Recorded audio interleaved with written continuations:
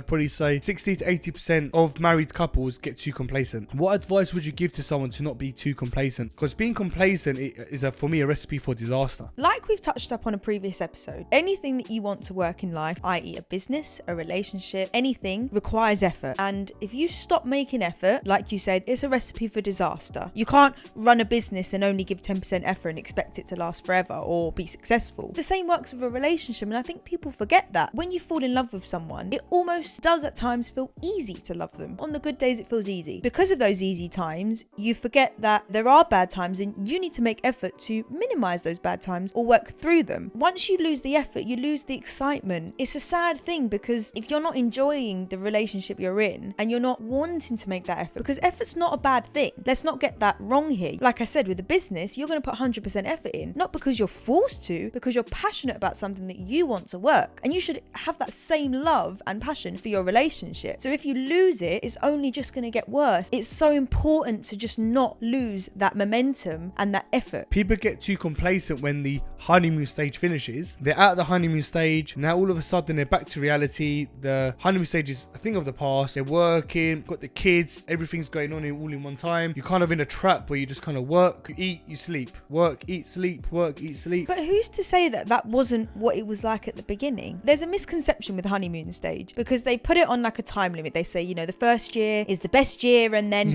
it all goes downhill. But what changes? You still have your daily jobs, you still have your kids, you still have your family life, you still have all those responsibilities. But why is it that this honeymoon stage, you forget about that and it makes it so simple? It's so true. I think appreciation is a big deal, because I think if you don't appreciate what the other person's doing for you, I think that's where you can get complacent. I think there's a fine line between expectation and appreciation. Absolutely. Like you once touched on, entitlement. And exactly. That's your biggest put off.